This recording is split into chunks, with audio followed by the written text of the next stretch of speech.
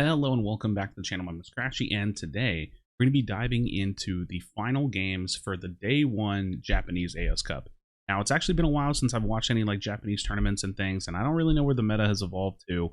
So we're going to take a look at day one. We're going to watch a couple of these final games, and then we'll kind of assess. And then when the finals, the actual final day happens for the Aeos Cup, we'll break some of those games down too. So I don't know these teams too well, but this is going to be the start of the last two games.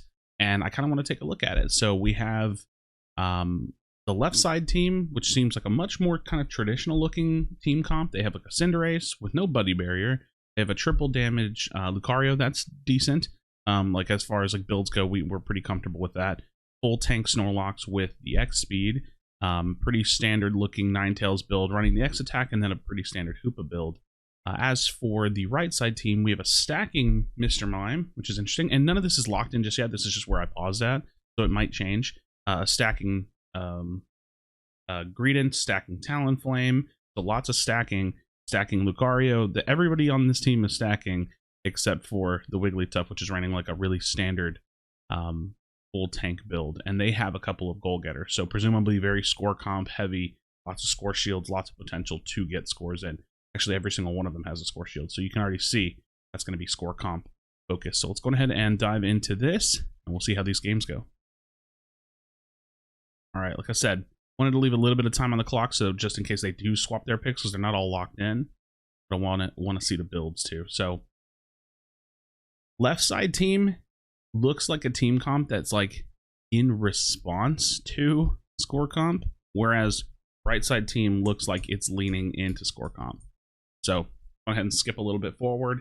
This is the first game of the final day. Just to give a little bit of context, this is the first game of the final set of games for day one of the Aeos Cup for Japan. So, all right, we've got some interesting like early leashing, and this is some things that we've been starting to see like a little bit of like quick leashing and things of that nature. I can't exactly break that down yet until I watch a little bit more of it. We have Jungle Invade Greedent, which is looking for, some kind of farm denial. They're not going to go for the blue buff. I just think that Jungle Invade Greedent can't really go for blue buff as well anymore. Well, maybe not. They started on red buff. I think I've seen that in the past too. So there's some things about like Japanese meta. Wow, like that's so crazy because if you don't go for blue buff first, I feel like you lose it. There's some things about Japanese meta. Ooh, I think he might be dead. Nope. He's going to stay alive a little bit longer, but with red buff on, maybe that's why. Maybe they're looking to counter the Invade Greedent. I've seen this in the past, and I remember being confused that there was like a Japanese team that would specifically go out of their way to get their red buff first. And maybe it's because if they expect that the Greedent's going to invade, then they want to instantly have that red buff. Whereas my thought process was having the blue buff means that it's harder for them to steal because then you have the blue buff. So that's an interesting thing. That might be something we might have to consider adapting into our actual own playstyle. If you have a Greedent on the enemy team, killing your Lillipup and then running over to red to kill red first, to maybe like throw them off and have a way to kind of brawl with them. So that's really interesting. Never really thought about that. So. Obviously, we do know that Japanese meta, since they are much more score focused, they tend to break the lanes down into like 2-1-2s a lot more. And the reason why is because they can support each other and like get pushes for goals. They can have an extra person in the lane to kind of like slow goals down. Whereas the Western meta 1-1-3 is much more level focused. And I think it's so interesting because there are, when I explain Unite to people, I always like to say that there are two main focuses of the game, and you have to think about this. That was nice little berry steals. The two main focuses of Unite is the number one win condition is having higher score. But the way that you continue to have a higher score and win fights and things is by having a level lead. So Western meta is very focused on level lead, whereas Eastern meta is very focused on score lead. And it's just really interesting. We used to originally see score comps that would heavily play for Rotom and such, and then eventually it got to the point where score comps were starting to play for Dreadnought, so I'll be really interested to see how they play this. But looks like there's a lot of people in top lane right now. Huge pressure really early on, right before Rotom, so they might be focusing Rotom. Look at this overdunk. Nice overdunk. Okay, so big focus on Rotom. Neither team is just hard focusing Dread. So really interesting. I swear, I feel like in the past we saw them originally play like this, and then they had started to prioritize Dreadnought a little bit more. But you can see the sheer like desire to shove this in. Like the Japanese meta really is just about trying to keep a lead. Oh, gosh, pushing against the E-Speed Lucario is just so hard. And this pressure here is so good. Like Ninetales standing inside an Aurora Veil, so strong. And I love the usage of Snorlax. He's literally just like, I'm going to sit in bottom lane and there's nothing you're going to do about it. So not only did they get Rotom and push like a pretty decent amount, they also get the Dreadnought. So they've got really good lead now, the purple team. Purple team has a really, really good lead. Also a Hyperspace Hole. Which, you know, the thing about Hyperspace Hole that I can kind of... I'm not really sure if this matters. It's just a play that I've seen that like will line up in games from time to time. Is like if you're pushing a tower and you like Hyperspace Hole on the enemy tower, it's such hard pressure because like you push in, you start tower diving, you're taking damage, and you and your whole team Hyperspace Hole and you come back and you're still like you're full healed, still doing damage. So I feel like Hyperspace Hole for pushing goals is really, really aggressive and strong. I mean, obviously Hyperspace Hole is really good for just like healing and doing like normal things, but like there's some big plays that you can make with Hyperspace Hole. Really interesting. Lucario gets caught out.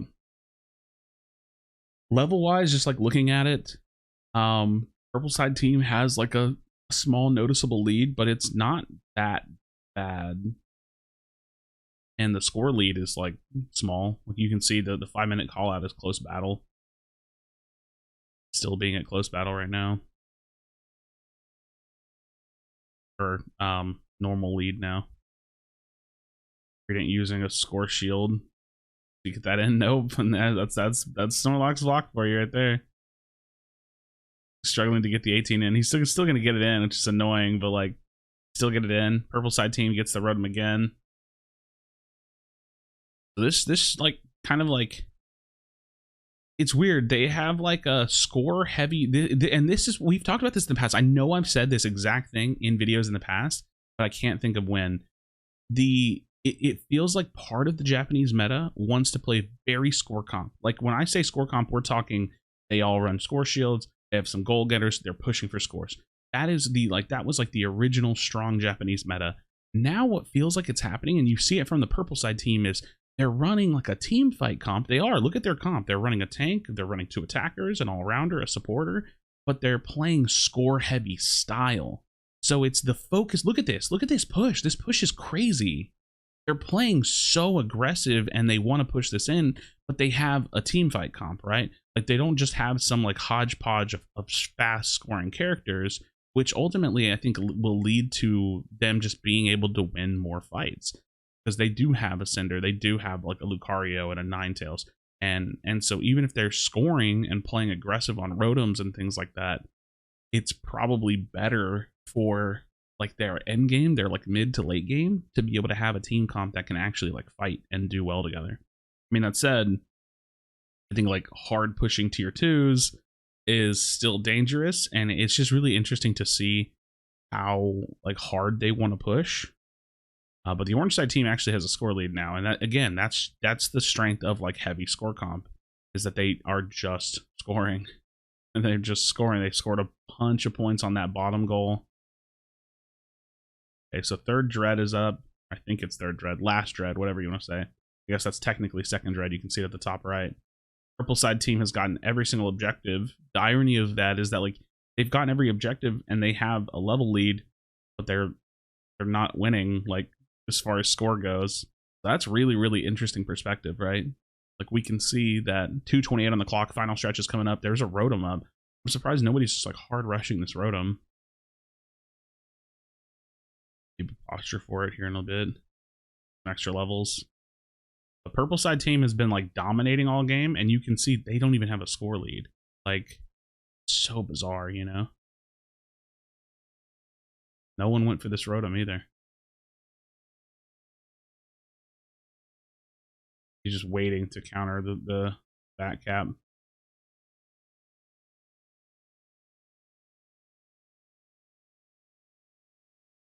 Can you even stop that? Nope. Like literally not possible to stop that. Okay. Now it just comes down to like the flip.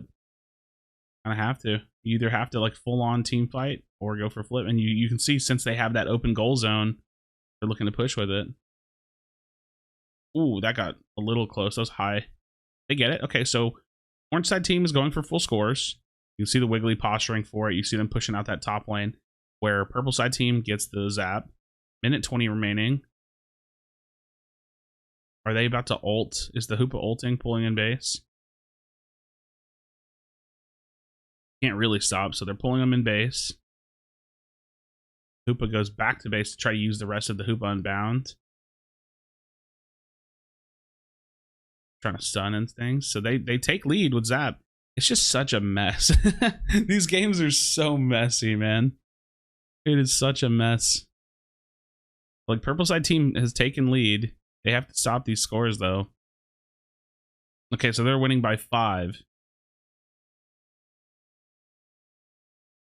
Let's score comp versus team fight comp score style. Like, I don't know what do you even call these things, man. Are they really going to win the game by 5? I mean, nobody knows how close it is at this point. And that's the thing, like getting these small points and going and dunking it. Really, man. Wow. Purple side team was kind of dominating like the whole game, and that's the whole point, man. Score comp is just so strong. You find and force a win condition. Even if they stop them, it doesn't. They're not even winning. So like they're pushing in for this final score, and this is the usual win condition, and they weren't even winning. Like purple side team wasn't even winning. That's crazy. Score comp's a thing, man. It's gonna be crazy to pay attention to and see how teams try to stop this. A part of me is scared of score comp when it comes to the world stage. All right, so let's skip a little bit forward in time. We'll see what they're locking in on. Okay, so same thing. The sides have swapped most likely. So our left side team, it looks like the exact same comp, exact same builds. Very score shield heavy, stacking. Right side team, they have their strategies, they have their game plans. I respect that a lot. So we'll go on ahead and watch them dive into it. We'll go ahead and skip forward because they are all locked in. So let's see them jump into it. This is game number 2. So now the purple side team was our previous orange side team. That's why they have that little tick at the top of the UI. So they're actually the winning team right now. And we can see they give the experience lead, the Lillipup experience to Ludicolo. And look, you see how he's crossing his jungle? He's crossing his jungle to go for red buff. That's so interesting. I really like that. I might have to consider that whenever I see like Greedents or like Azumarill against me or something. Granted, the Greedents can always steal a crab. That's just part of what a jungle invade can do. You can pretty much always steal a crab. But now you're going to start seeing the, like, yeah, they can fight over this buff, but at least he can like slow him and be annoying. I think he'll lose the blue though. Oh, just a little bit short. I would expect that he would normally lose that blue though. Greedent goes back to bot lane. Cool. He's just right back in the laning phase. I feel like you might die doing this. He's griefing the berries, but maybe he'll die doing this. I don't know.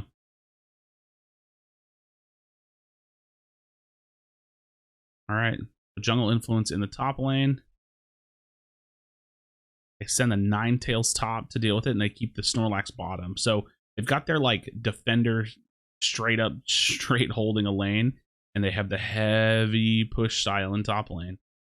So the goal, again, I think the goal is that both teams want like an open lane, is my guess.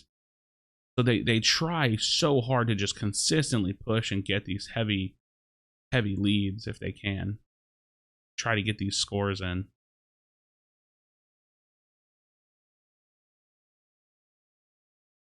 But it's interesting watching like the team fight comp pressure a lane as much as they are. The Snorlax can't really like, I don't really feel like Snorlax, like holding the Snorlax in the bottom lane like this is like, I don't really feel like it does that much. Maybe I'm missing something. It's like he's not dying, so maybe that's the goal. They just don't want him to get score on him for free and a kill. Because Snorlax isn't diveable to the point of being able to be KO'd, right? Alright, so they break. First tower's down. A minute 15 into the game.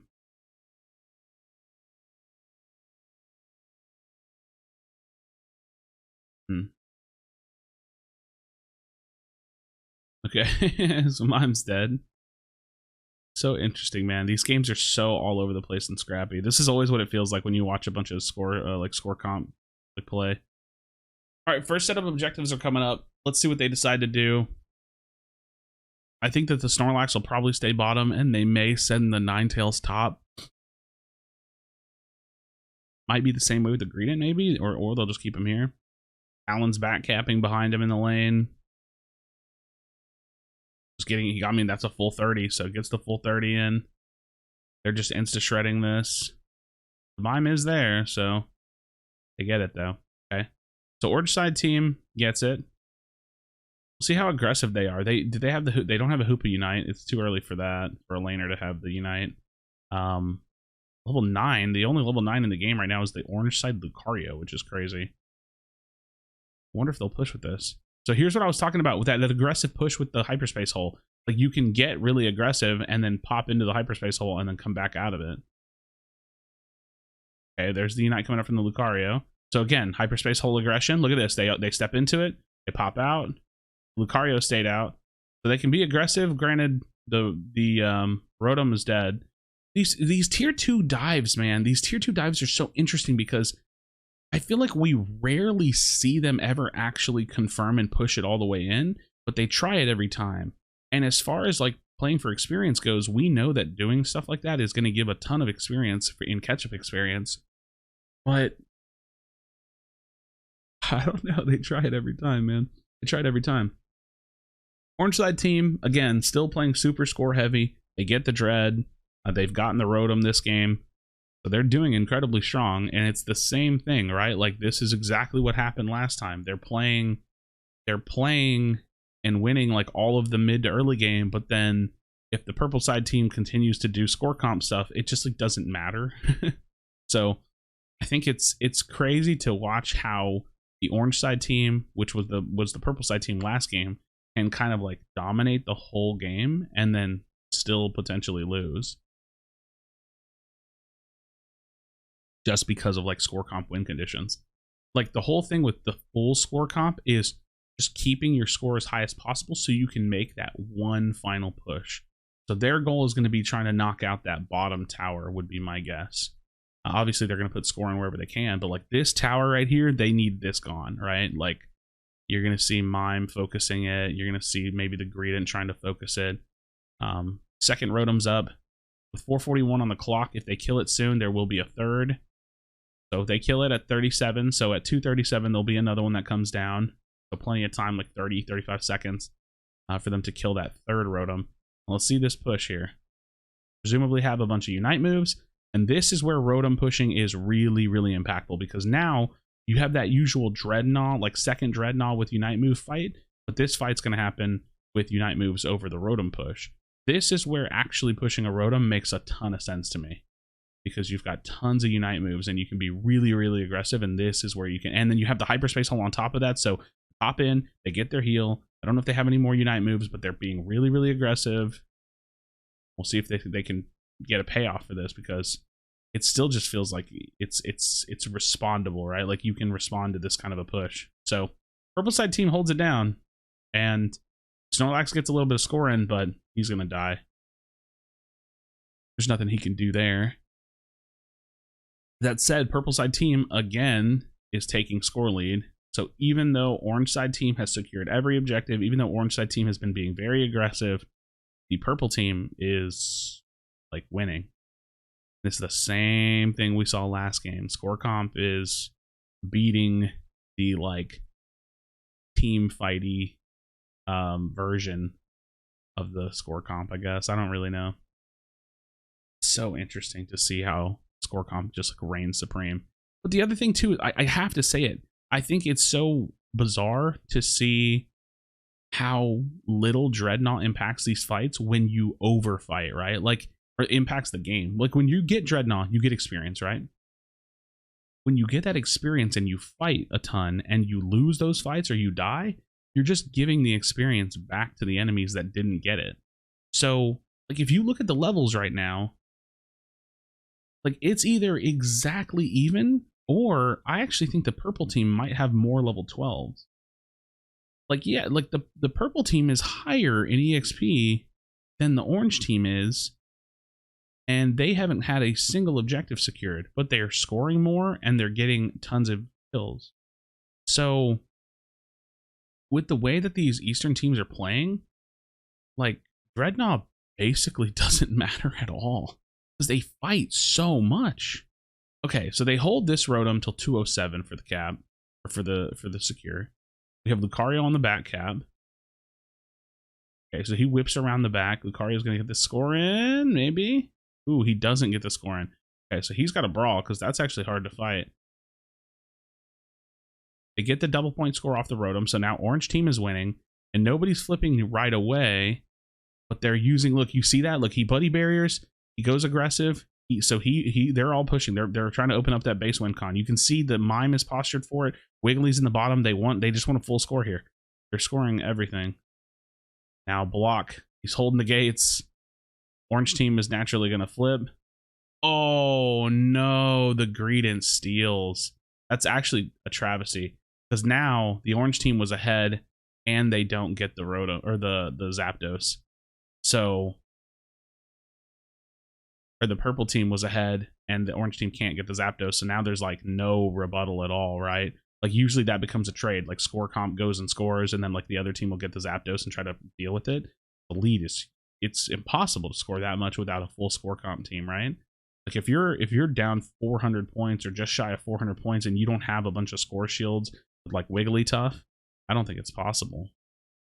I really like watching the block Snorlax and like this whole like this orange team's comp to kind of counter this. It seems like if they're really, really good, they can probably beat the majority of like other Japanese teams that are playing in this style, like playing score comp.